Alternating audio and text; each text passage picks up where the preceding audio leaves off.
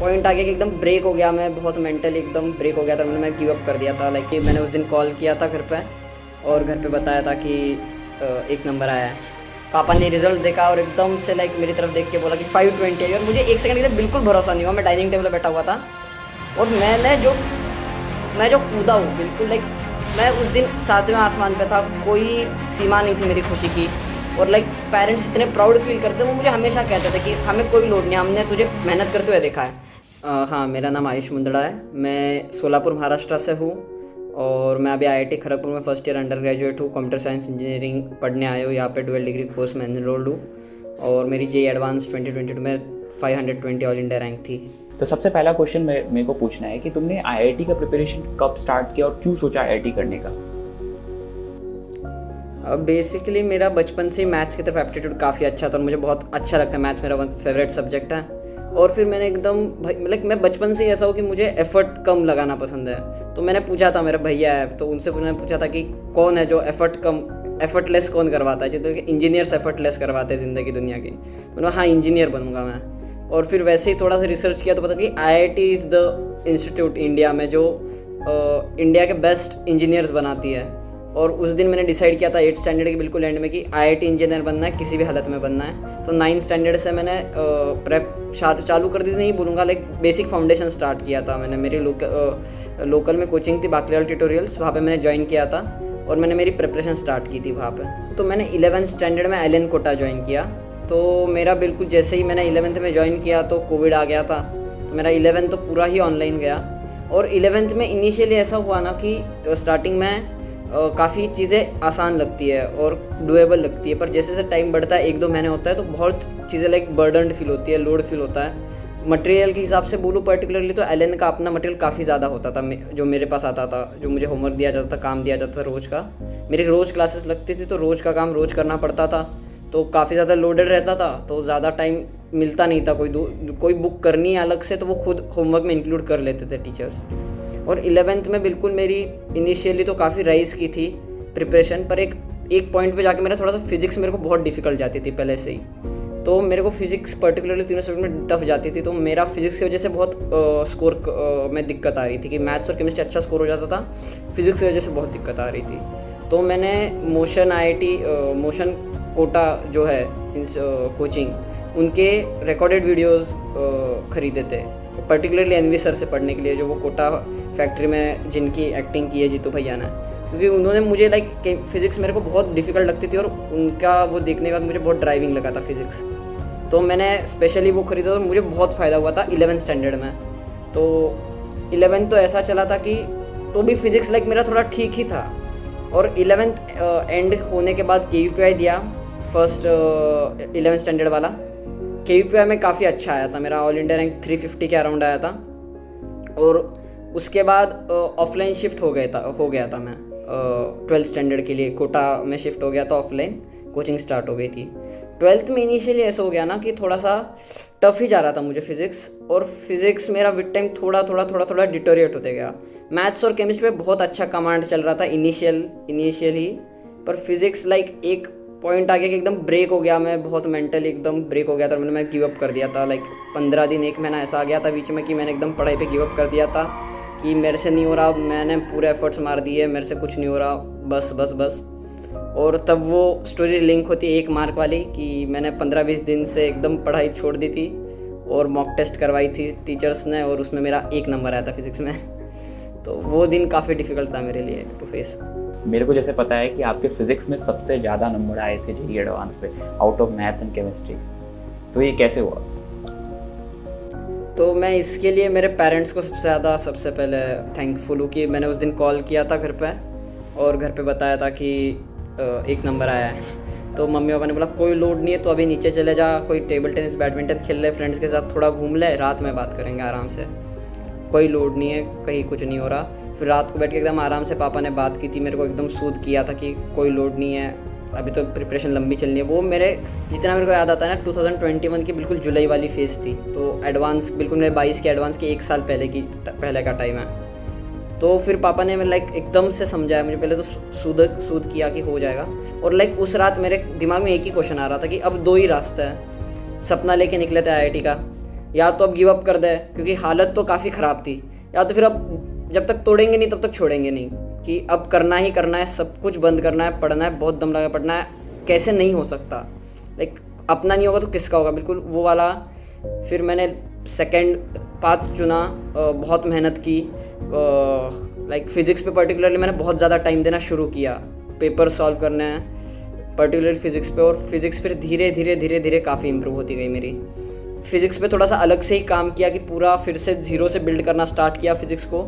और मैथ्स और केमिस्ट्री मैंने फर्स्ट डे से बिल्कुल फेथ डाल रखा था कि जो हमें दिया जा रहा है एलएन में, जो हमें मटेरियल दिया जा रहा है, जो मॉड्यूल्स दिए जा रही है, आंख बंद करके आपको पूरा दम लगा के करना है, फेथ डालना है उस चीज़ पे और घिसते रहना है। आपको मतलब बहुत बार होता है कि रिजल्ट दिखता नहीं है पर ग्रोथ फील करिए आप, प्रिपरेशन बहुत लंबी है, तो जो आपको सक्सेस फील होनी है एंड ऑफ द डे 2 साल बाद एडवांस में ही दिखना है जो दिखना है। मुझे आज कोई नहीं पूछता, आपने भी नहीं पूछा कि पहले टेस्ट में कितने नंबर आए थे, अगर आप ये बात समझे, एडवांस में क्या हुआ था वो पूछा जाता है। तो आपको पंच डाउन या फिर लो फील नहीं करना है, चीज़ों से सीखना है, ग्रोथ में फेथ रखना है, ना कि रिजल्ट्स में। बिल्कुल लास्ट के 2-3 महीने के एग्जाम्स ही मैटर करता है, मॉक टेस्ट प्रोसेस में जो मॉक टेस्ट आ रहे हैं वो आपको मिरर की तरह काम करते हैं, आपको आपका प्रिपरेशन, आपकी लेवल, आपका एंथुजियाज्म वो रिफ्लेक्ट करते हैं, आपको फीडबैक लेना और आपको काम करते रहना है। ठीक है आयुष, यार तुम अपना डेली टाइम टेबल बता सकते हो, मतलब कितने घंटे पढ़ते थे, कैसे, मतलब पूरा थ्रू आउट स्टार्टिंग से?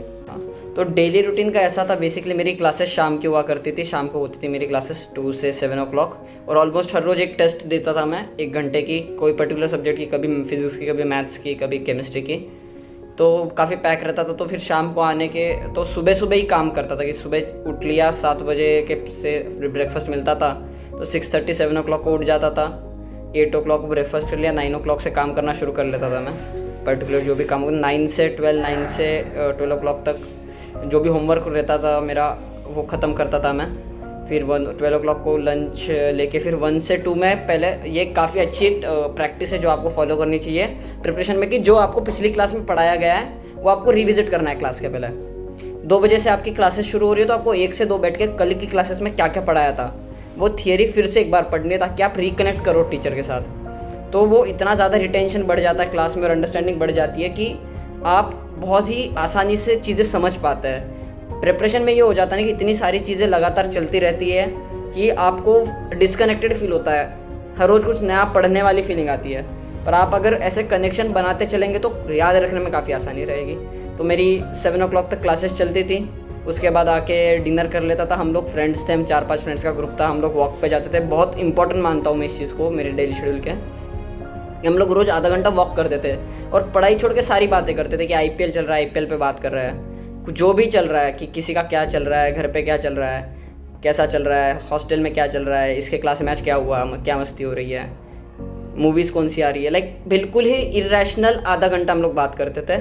इसका ये फ़ायदा बहुत होता था कि जो भी दिन भर का एकेडमिक स्ट्रेस होता था या एकेडमिक लोड होता था, ओवरथिंक करता है आदमी जब आप इतनी बड़ी चीज़ के लिए प्रिपरेशन कर रहे हो, इतना अपना एफर्ट डाल रहे हो, तो वो ख़त्म हो जाता, वो एकदम स्टीम ऑफ हो जाती थी। फिर उसके बाद हम लोग फिर से रूम जाते थे, रात को वापस 9 से 12 बजे तक मैं मेरा जो भी होमवर्क दे रखा था, काम दे रखा था, डाउट्स है आज की क्लास में क्या पढ़ाया, उसमें कोई डाउट है क्या, वो मैं निकाल लेता था और 12 बजे के आसपास वापस सो जाता था। तो बैकलॉग्स वाला ये जो प्रॉब्लम है ना, ये बहुत कॉमन है, जैसे आज की डेट में तो बहुत ज़्यादा कॉमन है, तो तुमने बैकलॉग्स को कैसे मतलब ओवरकम किया? हाँ, तो जैसे मैंने बोला भी था कि मैंने बीच में काफ़ी टाइम प्रिपरेशन मेरी ढीली पड़ गई थी, तो बैकलॉग तो मेरा भी काफ़ी हो गया था। पर बैकलॉग का ये है ना कि बैकलॉग कवर करना है आपको, उसमें आपको बेसिकली कवर इस तरह से करना है ना कि आपको बैकलॉग पार्ट्स में कवर करना है। जब आप बोल रहे हो कि आपका मोल कॉन्सेप्ट पूरा छूटा हुआ है तो आपको पहली बात तो पूरा छोड़ना नहीं है, पर मोल कॉन्सेप्ट आपको जेईई एडवांस लेवल प्रेप आप पैरेलली नहीं कर सकते। जब आपका 12th स्टैंडर्ड की पढ़ाई शुरू है, आपको उस चीज़ को 2 चीज़ में ब्रेक करना है कि एक होता है बेसिक कॉन्सेप्ट्स एंड फार्मूलाज और एक होता है एकदम डेप्थ में पढ़ाई की, क्वेश्चन सॉल्व कर रहे हैं आप एडवांस लेवल उसकी। तो जब आप 12th की पढ़ाई कर रहे हैं, आपका फर्स्ट प्रायोरिटी ये होना चाहिए कि आप 12th स्टैंडर्ड के जो कॉन्सेप्ट्स है, जो आपकी पढ़ाई है, वो आप करते रहे, पर बैकलॉग में आपको 11th स्टैंडर्ड के जो बेसिक्स है, जो फॉर्मूलेज है, कॉन्सेप्ट्स है, वो आपको कवर कर लेने हैं साथ में। और जब आपका फर्स्ट रिवीजन स्टार्ट होता है तब आपको 11th स्टैंडर्ड पूरी डेप्थ में करनी है।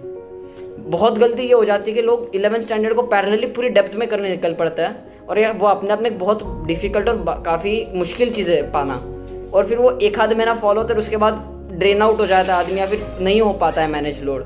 और ये भी लोड तो है कि जो क्लासेस में चल रहा है, लाइक आप बैकलॉग कवर करने चले तो बैकलॉग और बन गया, तो वो सेंसिबल नहीं है। आपका फर्स्ट प्रेफरेंस 12th का काम शुरू जो है वो होना चाहिए, और आपको 11th के बेसिक्स कवर करते हुए जाने, कोई भी टॉपिक पूरा छोड़ना नहीं है, वरना अपने आप में 12th बहुत डिफिकल्ट हो जाएगी। इट इज़ साइंस हर एक चीज़ रिलेटेड होती है एक दूसरे से। तो आपको 11th के बेसिक्स कवर करना है 12th के साथ, पर कवर करना है, फॉर्मूलाज कॉन्सेप्ट्स आपको आने चाहिए। फिजिक्स वाला से पढ़कर हज़ारों बच्चे आज तक इंडिया के top engineering and medical colleges में पहुंच चुके हैं। एक इम्पॉर्टेंट अनाउंसमेंट करना है आप सभी के लिए। फिजिक्स वाला सेलिब्रेट कर रहा है 3 years of Physics Wallah on 27th May as it's foundation day. और इस मौके पे फिजिक्स वाला आपके लिए लेके आया है mega offerings and mega launches, और ये ऑफ़र है 27 मई से 1 जून तक वैलिड। फिजिक्स वाला के कुछ बैचेस है, जैसे Prayas 2.0 batch, India strongest JEE dropper batch Prayas 2.0 batch, जो होगा आपका रोड मैप IIT तक का, और ये बैच उनके लिए है जो जेई 2024 को क्लियर करना चाहते हैं। इस बैच का प्राइस है ओनली ₹3900, और ये बैच स्टार्ट हो रहा है 7 जून 2023 से।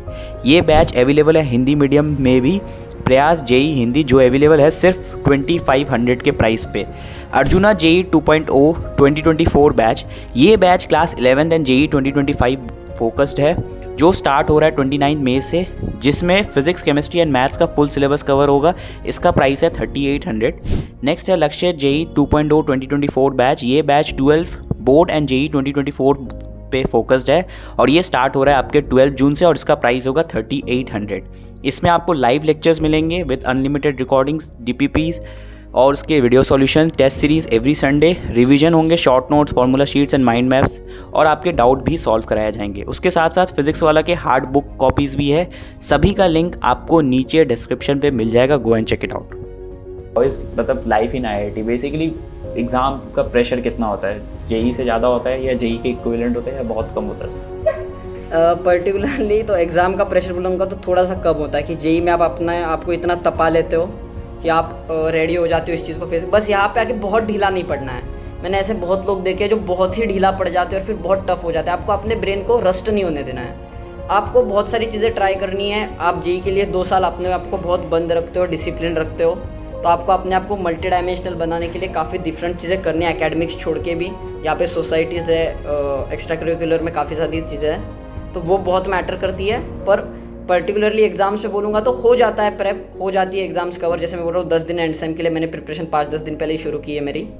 पर यही है कि आपको अपने ब्रेन को रस्ट नहीं होने देना है। मैंने देखा है कि लोग पढ़ाई छोड़ देते हैं और फिर छूट जाती है, तो छूट ही जाती है, फिर उनसे हो नहीं पाती तो फिर पूरी ही छोड़ जाती है। So that's all for this video.